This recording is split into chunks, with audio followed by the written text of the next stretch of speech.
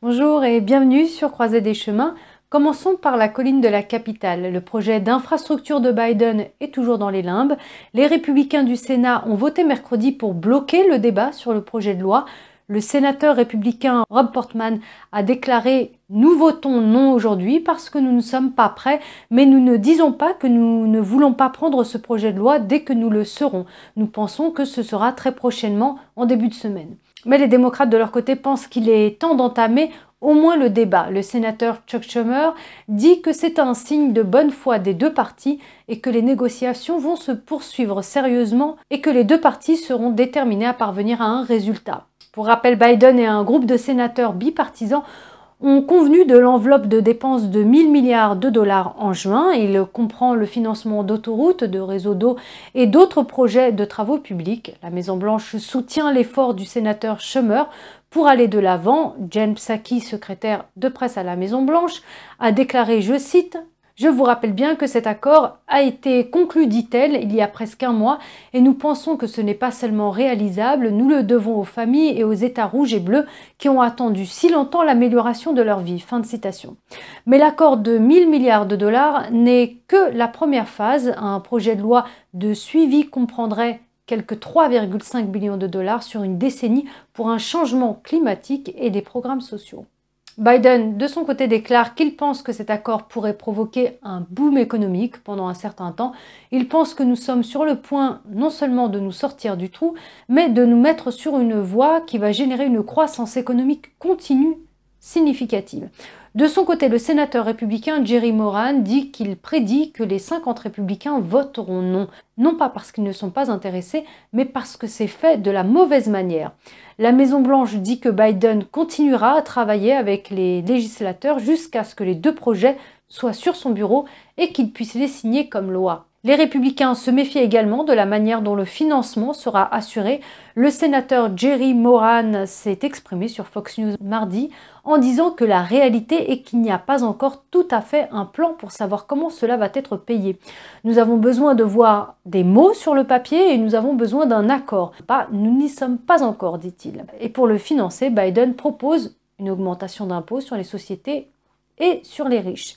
Ceci intervient quelques semaines après que les sénateurs des deux partis soient parvenus à un accord avec Biden sur les grandes lignes d'un projet de loi qui prévoit 600 milliards de dollars de dépenses supplémentaires pour reconstruire les ponts, les routes et autres infrastructures. Le vote final a été de 49 voix et 51 voix contre, ce qui n'a pas permis d'atteindre les 60 voix nécessaires pour faire avancer le débat. Ce projet est une partie d'une stratégie à deux voies pour faire avancer le vaste programme économique de la Maison-Blanche qui comprend un cadre séparé de 3,5 trillions de dollars avec le reste du programme de Biden pour la famille et l'emploi. Et l'étiquette de prix alimente les craintes d'inflation, la demande refoulée ayant provoqué une hausse de prix, mais selon un nouveau rapport de Moody Analytics, les craintes que le plan ne déclenche une inflation trop élevée et une surchauffe de l'économie sont exagérées. Le soutien fiscal qu'il apporte est seulement suffisant pour ramener l'économie au plein emploi après la récession causée par la pandémie du Covid-19, selon ce rapport. Cette déclaration intervient alors que le leader de la minorité au Sénat, Mitch McConnell, prévoit qu'aucun républicain ne soutiendra un projet de loi visant à relever le plafond de la dette fédérale. Dans une interview accordée mardi à Punchbowl News, il a déclaré, je cite, « Je ne peux pas imaginer qu'un seul républicain dans l'environnement dans lequel nous nous trouvons actuellement, cette foire d'empoigne avec les impôts et les dépenses, vote pour relever le plafond de la dépense, ajoutant « Je pense que la réponse est qu'ils doivent le mettre dans le projet de loi de réconciliation ». Cette déclaration intervient alors que le Congressional Budget Office CBO a indiqué mercredi que le département du Trésor américain devrait épuiser la limite de sa dette d'ici octobre ou novembre. La limite de la dette, également connue sous le nom de plafond de la dette, c'est le montant maximal de la dette que le département du Trésor peut émettre au public ou à d'autres agences fédérales. Le Congrès fixe ce montant par le biais du processus législatif. Le plafond de la dette a augmenté au fil des ans pour financer les opérations du gouvernement. Le bureau du budget estime que si le plafond de la dette reste inchangé, la capacité d'emprunter en utilisant ces mesures serait épuisée et le Trésor serait probablement à court de liquidités d'ici le mois de novembre 2021. Le rapport indique, je cite, « Le calendrier et la taille des collectes de recettes et des dépenses au cours des prochains mois pourraient différer sensiblement des projections du CBO. Par conséquent, poursuit-il, les mesures extraordinaires pourraient être épuisées et le Trésor pourrait manquer de liquidités, soit plus tôt, soit plus tard que ce que prévoit le CBO. » Au 30 juin, 6 500 milliards de dollars supplémentaires avaient été empruntés, portant la dette fédérale totale à 28 500 milliards de dollars. La nouvelle limite de la dette doit être décidée d'ici fin août 2021. Certains s'inquiètent, notant que depuis son entrée en fonction, Biden a signé un paquet de mesures d'allègement du Covid de 1 900 milliards de dollars et que les démocrates se préparent à faire passer sur le bureau de Biden un autre paquet de 3 500 à 6 000 milliards de dollars pour les infrastructures, la lutte contre le changement climatique et d'autres initiatives soutenues par les démocrates avec ou sans le soutien des républicains. Le sénateur républicain Johnny Ernest a déclaré dans un communiqué de presse que malgré une dette de près de 30 milliards de dollars, Biden et les démocrates du Congrès continuent de proposer des trillions de dépenses supplémentaires de l'argent des contribuables. La secrétaire d'État au Trésor, Janet Yellen, a déclaré lors d'une audition au Congrès en juin que le plafond de la dette devrait être relevé. Madame Yellen a déclaré à l'époque ne pas relever le plafond de la dette aurait des conséquences économiques absolument catastrophiques. Il serait, poursuit-elle, sans précédent dans l'histoire américaine que le gouvernement des États-Unis fasse défaut sur ses obligations légales. Elle ajoute « Je crois que cela précipiterait une crise financière, cela menacerait les emplois et les économies des Américains. » Quant aux craintes d'inflation, Biden espère les dissiper. Il a déclaré mercredi qu'il y avait une inflation à court terme, mais il a insisté sur le fait qu'elle ne serait pas un problème à long terme. Il soutient que des billions de dollars supplémentaires dans les dépenses proposées pour les infrastructures et le filet de sécurité sociale feraient baisser l'inflation. Il a ajouté lors d'une assemblée publique que la grande majorité des experts, y compris Wall Street, suggère qu'il est très peu probable que l'inflation à long terme devienne incontrôlable. Cela fait suite aux données publiées la semaine dernière qui ont révélé une inflation plus forte que prévue en juin. L'indice des prix à la consommation ayant augmenté de 0,9% le mois dernier, atteignant ainsi son plus haut niveau depuis 13 ans. Au cours des 12 mois précédant le mois de juin, l'inflation a augmenté de 5,4%. L'inflation de base, qui exclut les composants volatiles de l'alimentation et de l'énergie, a également augmenté de 0,88%, soit plus du double de l'estimation consensuelle. En glissement annuel, l'IPC de base a atteint 4,5%, soit le niveau le plus élevé depuis 29 ans. Mais le projet de M. Biden de dépenser davantage pour réduire l'inflation suscite des réactions négatives. Le service de recherche politique du Comité national républicain RNC Research n'a pas tardé à tweeter, je cite, « Le plan de Biden consiste à se sortir de l'inflation en augmentant les dépenses inflationnistes. Ces politiques sont une taxe cachée pour tous les Américains. » Et quant au président de la Réserve fédérale, Jerome Powell, il a récemment exprimé son inquiétude au sujet de l'inflation, déclarant que lui et ses collègues réfléchissent à la hausse des prix nuit et jour, mais la Fed a clairement fait savoir qu'elle n'envisageait pas dans l'immédiat de relever les taux d'intérêt qui sont proches de zéro et de réduire son programme pandémique d'achat actif. Et pendant que l'accord sur l'infrastructure continue d'être débattu, passons à un autre type d'accord. Les procureurs généraux du pays ont publié un accord de 26 milliards de dollars avec les grandes sociétés pharmaceutiques. Les fonds seront utilisés pour réduire la dépendance et les overdoses d'opioïdes. L'accord est considéré comme le deuxième plus grand règlement en espèces de ce type dans l'histoire des États-Unis, derrière l'accord sur le tabac dans les années 90. Josh Stein, procureur général de la Caroline du Nord, déclare que l'accord de 26 milliards de dollars apportera des ressources désespérément nécessaires à chacun de nos États.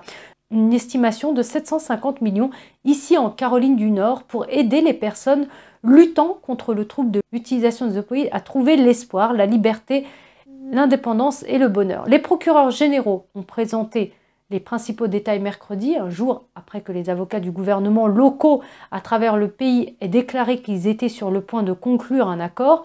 Depuis 2000, plus de 500 000 Américains sont morts en lien avec des médicaments sur ordonnance, de l'héroïne illégale et du fentanyl, qui est fabriqué illicitement.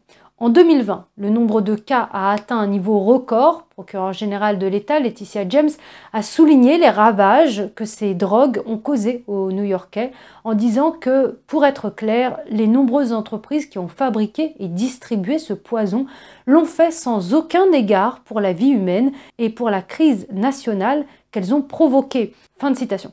Je vous communique quelques chiffres provenant de l'Associated Press de ces entreprises, règlement de la crise des opioïdes, et on y trouve Johnson & Johnson qui a obtenu 5 milliards de dollars, American Resource Bearden 6,4 milliards de dollars, Cardinal Health 6,4 milliards, McKesson 7,9 milliards. Il y a donc 4 grands distributeurs de médicaments impliqués.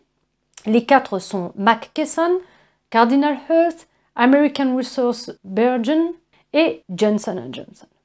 Le plan obligerait les distributeurs de médicaments McKesson, Cardinal, American Source à payer 21 milliards de dollars sur 18 ans. Ces entreprises sont accusées d'avoir fait preuve de laxisme en matière de surveillance, ce qui a favorisé l'approvisionnement du marché noir en analgésiques. Quant à Johnson & Johnson, le fabricant de médicaments est accusé d'avoir minimisé le caractère addictif des opioïdes dans son marketing. Selon le plan, la société devrait payer 5 milliards sur 9 ans. Les experts citent l'accord de 200 milliards de dollars sur le tabac comme un avertissement sur ce qui pourrait arriver à celui-ci. Dans les années 90, seule une fraction de l'accord sur le tabac a été consacrée à l'aide au sevrage tabagique, tandis que la majeure partie a servi à réparer les routes et à équilibrer les budgets des États. Grant Wood, ancien procureur général de l'Arizona, a dit, je cite, « Nous pouvons arrêter cette chose et je ne le dis pas juste comme ça, je le dis avec une certaine expérience. Vous savez dans le monde ce que ces règlements peuvent et ne peuvent pas faire. Je crois que nous pouvons le faire si nous mettons l'argent là où doit être. » Ainsi, selon l'expert, une grande partie de l'argent doit aller à l'éducation et une autre partie au traitement. Un montant de 23 milliards de dollars devrait être consacré à la réduction de la crise des opioïdes par le biais du traitement des personnes dépendantes. L'argent serait alloué sous forme de paiement annuel au cours des 18 prochaines années, les montants les plus importants étant prévus pour les prochaines années. Ce gigantesque procès a regroupé plus de 3000 actions distinctes intentées à travers les États-Unis. Et le procureur général de l'État de Washington, Bob Ferguson, a déclaré à CNBC que le montant est, pour être franc, loin d'être suffisant pour Washington. Et maintenant, avant de terminer, un bref aperçu du tourisme spatial. Maintenant que les 2 milliardaires se sont envolés dans l'espace, beaucoup se demandent quand le tourisme spatial sera suffisamment abordable pour le commun des mortels. L'ancien PDG d'Amazon, Jeff Bezos, et le PDG de Virgin Galactic, Richard Branson, qui se sont tous deux envolés dans l'espace ce mois-ci, affirment être prêts à proposer des services de tourisme spatial abordables. Ils disent qu'ils sont prêts à commencer à offrir des voyages dans l'espace. Richard Branson, fondateur du Virgin Group, décrit son expérience en disant que c'était juste comme le rêve le plus incroyable. Mais les experts s'accordent à dire que les vols spatiaux abordables pour les masses ne seront pas accessibles avant des décennies au mieux. Le lancement de Virgin Galactic le 11 juillet n'a transporté que 4 passagers et 2 pilotes. La société a vendu environ 600 billets pour de futurs vols à 250 000 $ chacun.